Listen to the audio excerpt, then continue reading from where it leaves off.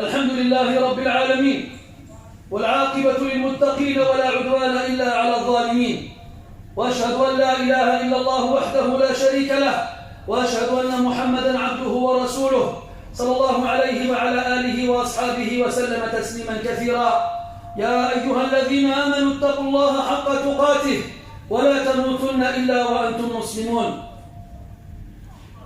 Les gens qui parlent à l'extérieur, barakallahu fikum, soit vous parlez doucement, soit vous sortez, vous ne dérangez pas. Mes très chers frères et sœurs, Allah subhanahu wa ta'ala dans le Coran nous dit, dans le sens du verset bien entendu, il appelle à notre réflexion et à notre attention. Alam tara, ne vois-tu pas qu'Allah Ta'ala a fait descendre du ciel une eau, la pluie, avec laquelle il a fait sortir de la terre des fruits de toutes les couleurs. Samaratin mukhtalifan alwanuha.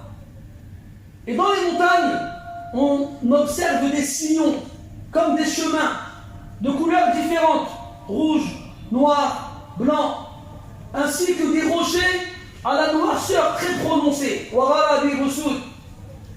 Et aussi, chez les hommes, chez les êtres humains, chez les animaux sauvages et chez les animaux domestiques, on trouve différentes sortes et différentes couleurs.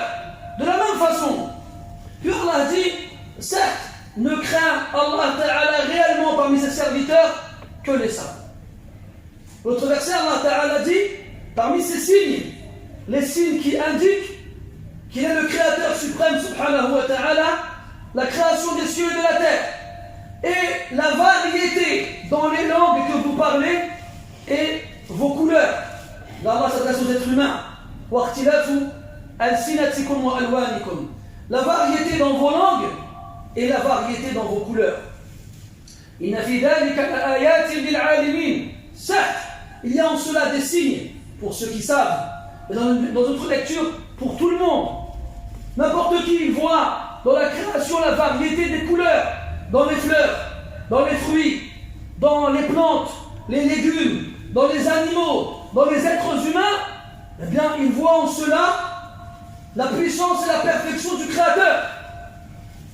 Et Allah Ta'ala, il n'a pas fait cette différence dans la couleur chez les humains un moyen pour que certains se sentent meilleurs que d'autres. Non, il a fait de cela des signes pour ceux qui réfléchissent, pour ceux qui raisonnent et pour ceux qui savent, pour qu'ils comprennent que tous ces êtres humains-là, c'est Allah Ta'ala le seul qui les a créés. Le prophète sallallahu alayhi wa sallam nous a dit, il n'y a pas de supériorité à un arabe sur quelqu'un qui n'est pas arabe, ou sur quelqu'un qui n'est pas arabe, ou à quelqu'un qui n'est pas arabe sur quelqu'un qui est arabe, ou à un blanc sur un noir, ou à un noir sur un blanc. Aucun de cela n'est supérieur à l'autre, parce qu'il est arabe, ou parce qu'il est blanc, ou parce qu'il n'est pas arabe, ou parce qu'il est noir. Non. Le meilleur auprès de nous, le meilleur chez nous auprès d'Allah Azza wa Jal, c'est le plus pieux. Nous venons tous de Adam alayhi salam, et Adam a été créé à partir de la terre. Tous. L'arabe, celui qui n'est pas arabe, le blanc, le noir, sont tous les enfants de Adam alayhi salam. Allah dit dans le Coran, ô vous les gens, nous vous avons créé à partir d'un homme et d'une femme, d'un mâle et d'une femelle, de Adam et de Hawa. Seulement. Tous. Quelle que soit votre origine, votre nature ou votre couleur. Et nous avons fait de vous des peuples et des tribus différentes pour que vous vous connaissiez. Pour que vous vous reconnaissiez. Puis il dit, Inna akramakum indallahi atqakum. Le plus honorable auprès d'Allah parmi vous, c'est le plus pieux. Le plus pieux. Chers frères et sœurs, je sais très bien que vous avez compris où je voulais en venir. Et que vous savez à quoi je veux faire allusion et référence. Subhanallah, tous les jours, on entend et on voit des choses extraordinaires. Normalement, le mot extraordinaire a une connotation positive. Mais aujourd'hui, elle a plus tendance à être négative. Plus les jours passent et plus on voit des choses qui nous font regretter d'avoir ouvert les yeux cette journée. On a vu ces derniers jours une vidéo qui s'est répandu sur les réseaux sociaux et qui a été même diffusé dans les différents moyens médiatiques d'un jeune arabe qui agresse physiquement et verbalement un autre jeune noir en lui disant des choses tellement graves que les poils s'hérissent sur le corps et qu'on en a la chair de poule. Mais comment c'est possible de dire des choses pareilles? Comment c'est possible de faire des choses pareilles? Et puis nous on a tendance à faire des raccourcis assez rapidement.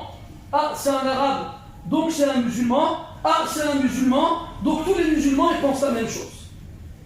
Et quand aujourd'hui, à l'ère de la diffusion de l'actualité aussi rapide, tu viens le vendredi et tu fais face aux gens et tu leur parles de la pluie et du beau temps, c'est manquer de respect aux personnes qui se sentent directement concernées par cet événement-là et qui ont raison de le faire. On ne peut pas donc passer à côté de ces choses-là. Surtout que malheureusement, ce genre d'imbécile, et je pèse mes mots, qui a pas le courage, mais la folie de dire des choses pareilles, eh bien on sait que beaucoup de gens malheureusement n'auront pas le même cran, mais ils n'en pensent pas moins. Même des fois, notamment dans les quartiers ou dans les cités, où tout le monde est un peu mélangé, des fois on prend ça sous le ton de la plaisanterie. On rigole ensemble. L'arabe il va dire au noir un truc de raciste en plaisantant, et vice versa. Ça commence comme ça.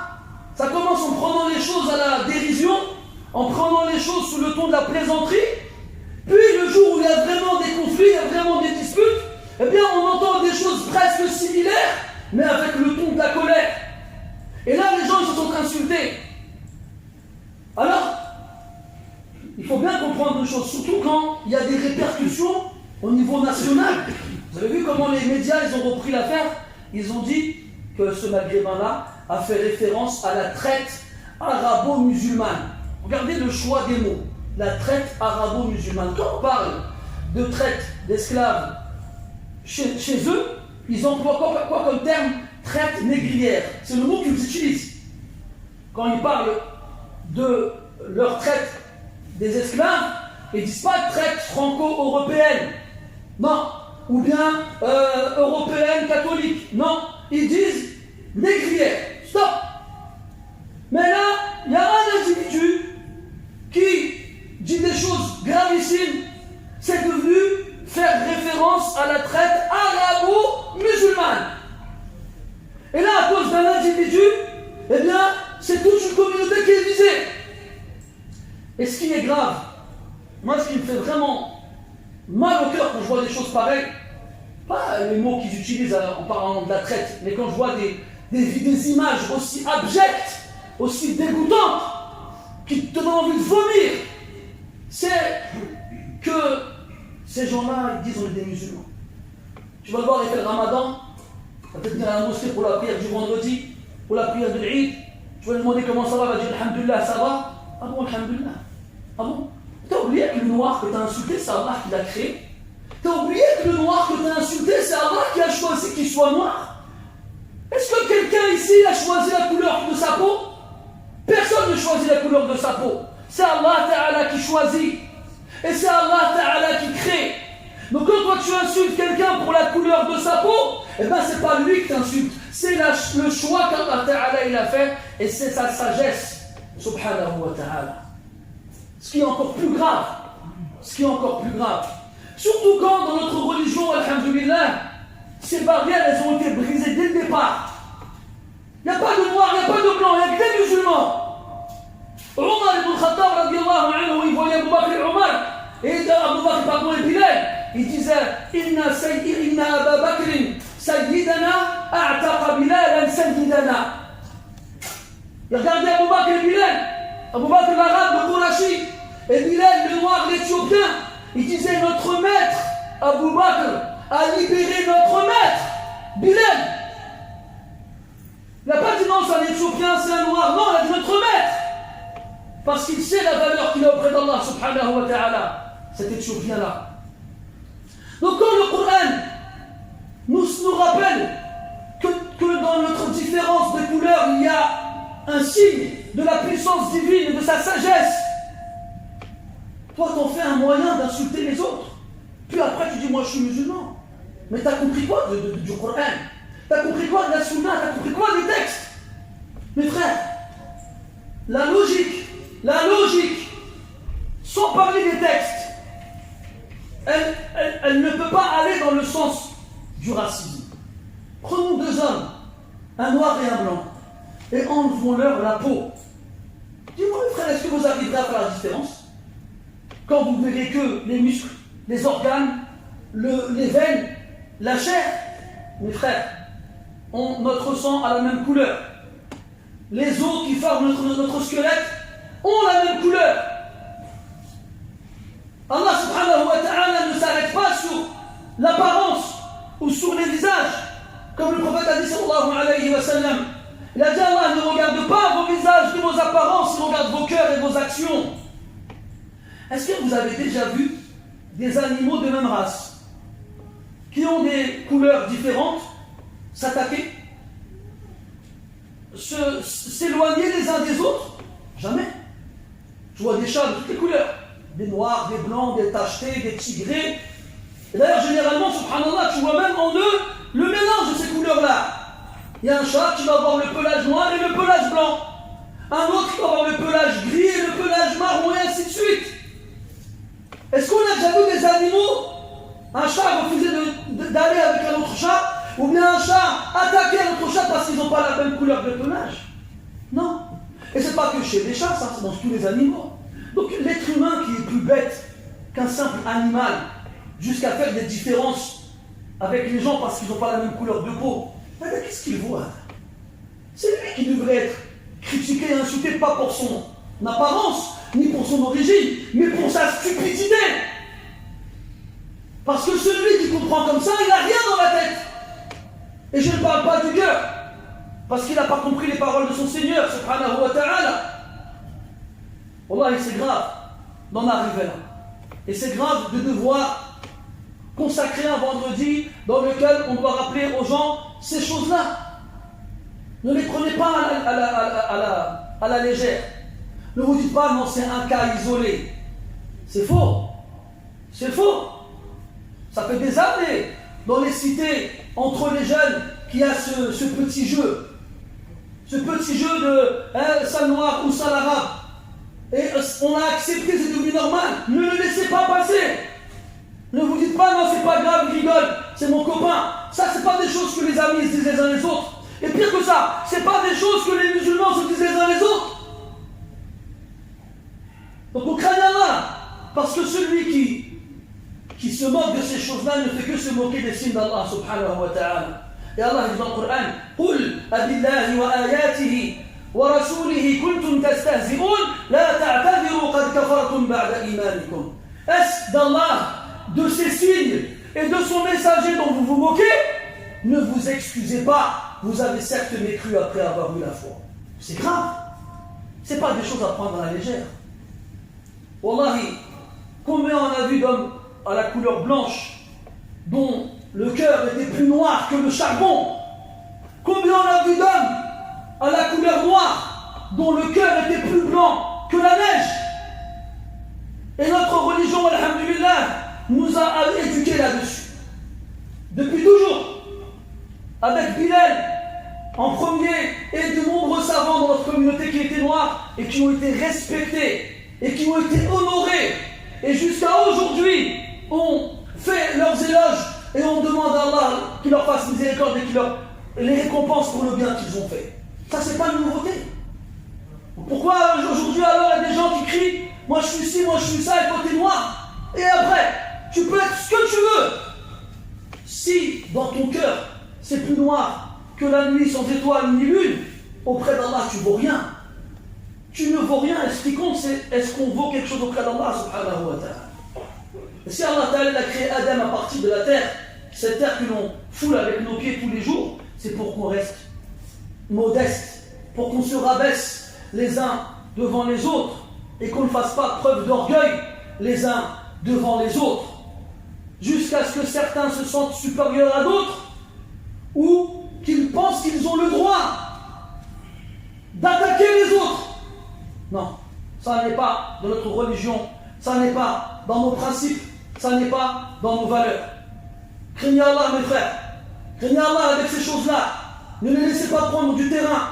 Ne les laissez pas se reproduire. Wallah, et quelqu'un comme ça, dans un pays qui appliquerait la loi d'Allah Azza wa Jal, on le met en place publique et on le punit pour en faire un exemple aux autres, pour que jamais ça se reproduise. Mais non, il y a ceux qui sont pris de fierté, et après ça commence à faire des bagarres sur les réseaux sociaux. Non, mes frères, soyez plus intelligents que ça. C'est nous, normalement, les premiers, les Arabes, qui devraient attraper ces gens-là et les corriger, pour leur apprendre des bonnes manières, et pour que jamais plus elles se reproduisent, et pour que nos frères et sœurs noirs, ils savent que ces choses-là arrivent de la part de gens stupides et imbéciles.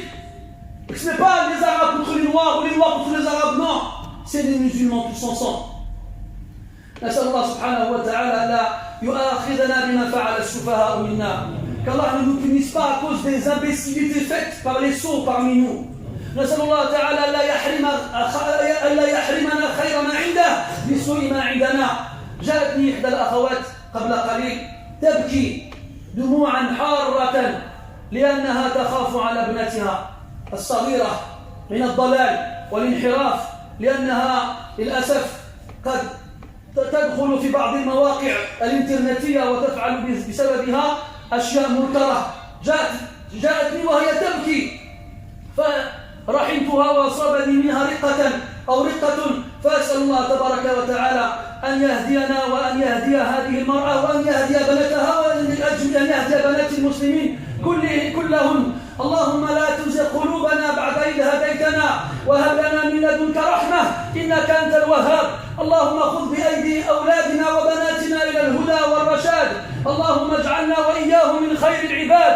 اللهم أصلح بنا البلاد يا رب العالمين. اللهم اصرف عنا وعنها سفاسف الأمور يا رب العالمين. اللهم اهدنا لأحسن الأخلاق والأقوال والأخلاق والأقوال لا يهدي لأحسنها إلا أنت، واصرف عنا سيئها لا يصرف عنا سيئها إلا أنت. سبحانك اللهم وبحمدك أشهد أن لا إله إلا أنت نستغفرك ونتوب إليك. وصلى الله على نبينا محمد وعلى آله وأصحابه أجمعين والحمد لله رب العالمين. وقوموا إلى صلاتكم ورحمكم الله.